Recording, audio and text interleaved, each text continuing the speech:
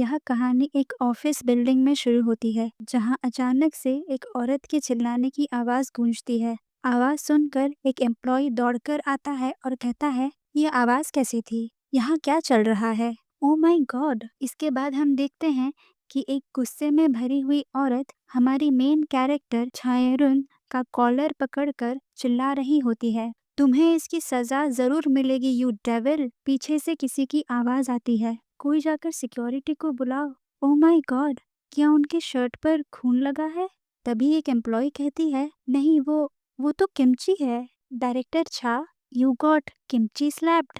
कुछ ही पलों में सिक्योरिटी गार्ड्स वहां पहुंचते हैं और उस गुस्से में भरी औरत को जबरदस्ती वहां से ले जाने लगते हैं। जाते जाते वो कहती है, तुम बस रुको छायरुन, तुम नर्क में जरूर जाओगी। उसके जाने के बाद एक एम्प्लॉय अपनी नाक पकड़कर कहता है, बदबू बहुत तेज आ रही है, क्या वो किमची पुरानी थी? छायरुन ये सुन लेती है और गुस्से में बाकी एम्प्लॉयज की ओर देखकर कहती है, क्या तुम लोगों ने शो एंजॉय किया? क्या अब काम करने का समय नहीं है? ये सुनकर सब वहां से डरकर भाग जाते हैं, लेकिन एक एम्प्लॉय रुकती है और चिंतित होते हुए पूछती है, मैनेजर क्या आप ठीक हैं? छायरुन गहरी सांस लेते हुए जवाब देती है, इसी वजह से मुझे क्लर्क बनकर रहने में कोई परेशानी नहीं थी। मैनेजर का काम मैं नहीं संभाल सकती। एनीवेज, मैं बाथरूम में शावर और कपड़े बदलने जा रही हूँ। और हाँ, दोपहर की मीटिंग मेरे बिना ही शुरू कर देना और मॉर्निंग मीटिंग नोट्स भी हैंडल कर लेना। इसके बाद वो सीधा बाथरूम की ओर बढ़ जाती है। छायरुन के जाने के बाद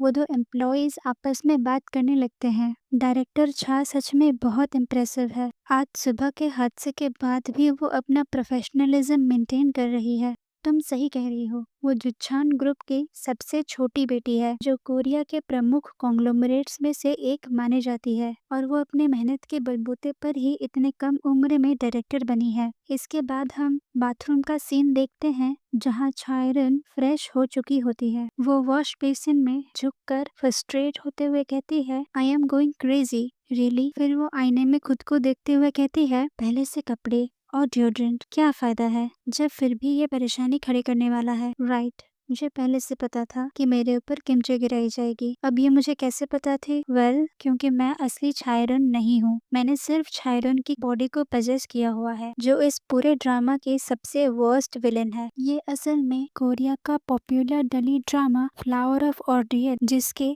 100 से ज्यादा एपिसोड्स रिलीज हुए थे, उसकी दुनिया है। स्टोरी की शुरुआत एक टिपिकल सिंड्रेला स्टोरी की तरह होती है, जहाँ मेल लीड छायाबिन, जो छायरन का बड़ा भाई होता है, उसे फीमेल लीड हान स्योरी से प्यार हो जाता है। पर कहानी की हर विलेन की तरह छायरन उनके रिश्ते को अपोज करती है। यहाँ एक शॉकिंग ट्रुथ सामने आता है कि ये बिन और स्योरी असल में सौतेले भाई बहन होते हैं। दरअसल ये बिन छा फैमिली का अडॉप्टेड बेटा होता है, तो टेक्निकली स्योरी और ये बिन के बीच में कोई भी खून का रिश्ता नहीं होता है। जब आगे जाके स्योरी को इस बात का पता चलता है, वो ये खुशखबरी सुनाने येबिन के पास चली जाती है। लेकिन यहाँ आता है कहानी का एक और ट्विस्ट, जहाँ येबिन की कार एक्सीडेंट की वजह से याददाश्त चली गई होती है। यहाँ विलेनस छायरन का इंटरफेरेंस प्लॉट भी आता है, लेकिन जैसे तैसे करके येबिन की याददाश्त वापस आ जाती है, लेकिन उसे कैंसर हो जाता है। जिसके बाद स्योरी और येबिन ने हार मान ली होती है कि तभी कहानी का सब मेल लीड पार्क युनवू की एंट्री होती है। युनवू अपनी ऑर्गन येबिन को डोनेट कर देता है, जिससे येबिन की जान तो बच जाती है, लेकिन पोस्ट सर्जरी कॉम्प्लिकेशंस के चलते युनवू की मौत हो जाती है। आखिर में स्योरी और येबिन को बच्चा होता है, जिसको वो युनवू का नाम देते हैं, और इसी के साथ स्टोरी की एंडिंग होती है। फ्लावर ऑफ ऑर्डियल ने पूरी दुनिया में सनसनी मचा दी थी, लेकिन इसके राइटर को भारी विरोध का सामना करना पड़ा और कई लोग उनकी रचनाओं को हटाने की मांग कर रहे थे। इसके बावजूद भी शो की रेटिंग लगातार आसमान छूने लगी। जब इस शो की रीमेक होने की खबर उड़ने लगी, तब दुनिया भर के एक्टर इसकी ऑडिशन देने लेने पहुंच गए और मैं भी उनमें से एक थी। तब तक मुझे नहीं पता था कि मैं अगले 2 सालों तक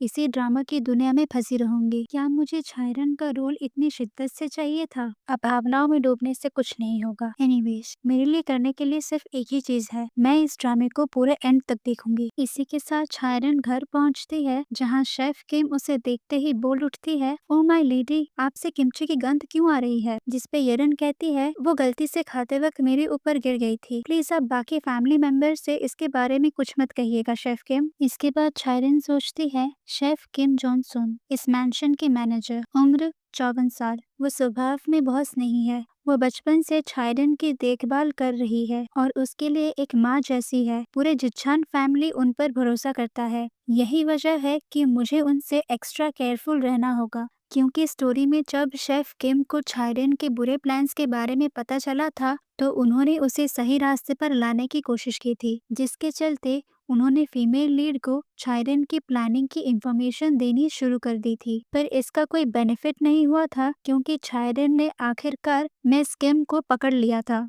येरिन, जो कमरे में पहुंच चुकी होती है, सोचती है, अफ, मुझे बहुत थकान महसूस हो रही है, लेकिन थकान के बावजूद भी मुझे कुछ चीजें चेक करनी है। वो कमरे के एक कोने में जाती है और अपने शेल्फ से एक सीक्रेट डोर खोलती है। दरवाजा खोलते ही उसकी आंखों में एक चमक और होठों पर मुस्कुराहट आ जाती है। येरिन कहती है, ये वो पहली चीज थी जो मैंने यहाँ ट्रैप्ड होने के बाद किया था। फिर वो उस सीक्रेट कमरे के अंदर जाते हुए कहती है, ऑलराइट, देखते हैं स्टोरी अब तक कहाँ पहुंची है।